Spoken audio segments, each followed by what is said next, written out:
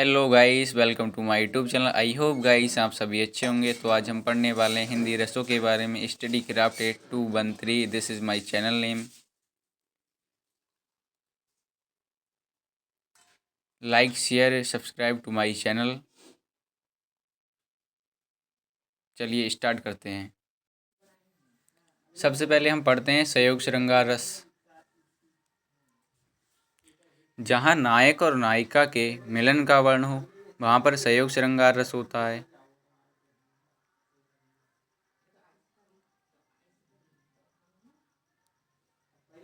उदाहरण: मेरे तो गिरिधर गोपाल, दूसरो ना कोई, जाके सिर मोर मुकुट मेरो पति सोई।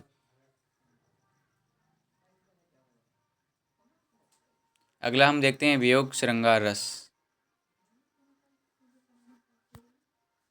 जहाँ नायक और नायिका के बिछड़ने का वर्ण हो वहाँ पर वियोग श्रृंगार रस होता है। इसका उदाहरण: हे खग मृग हे मधुकर श्रेणी, तुम देखी का सीता मृग नैनी।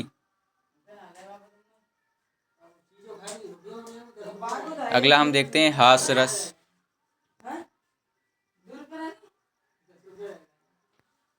इसका स्थायी भाव हास होता है। किसी व्यक्ति की वेशभूषा, चेष्टा आदि को देखकर हमारे मन में जो हास का भाव उत्पन्न होता है उसे हम हास्य रस कहते हैं। उदाहरण: बुरे समय को देखकर गंजे तू क्यों रोए, किसी भी हालत में तेरा बाल ना बांका होए।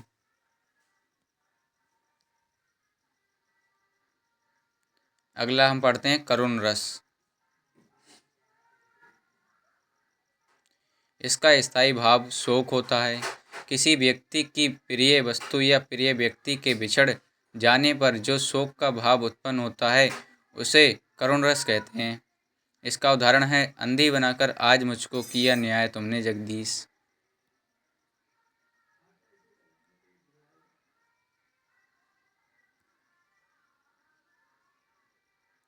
अगला हमारा है वीर रस।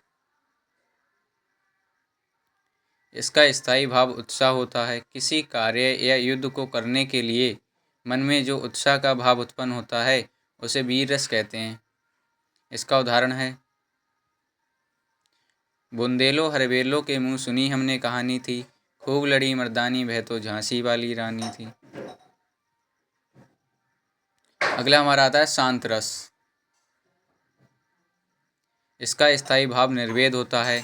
जब कोई व्यक्ति ज्ञान तत्व की प्राप्ति या संसार से वैराग होने पर हमारे मन में जो निर्वेद का भाव उत्पन्न होता है उसे हम शांत रस कहते हैं। इसका उदाहरण है: बड़ा हुआ तो क्या हुआ जैसे पेड़ खजूर, पंथी को छाया नहीं फल लागे अति दूर। इसके बाद आता है हमारा रौद्र रस। इसका स्थायी भाव क्रोध होता है। जिस किसी काव्य रचना को पढ़कर या अपने गुरु के बारे में अपमान देखकर हमारे मन में जो क्रोध का भाव उत्पन्न होता है उसे रौद्र रस कहते हैं। इसका उदाहरण: खून उसका उबल रहा था, मनुष्य दैत्य में बदल रहा था। Video like share comment, channel subscribe. Thank you.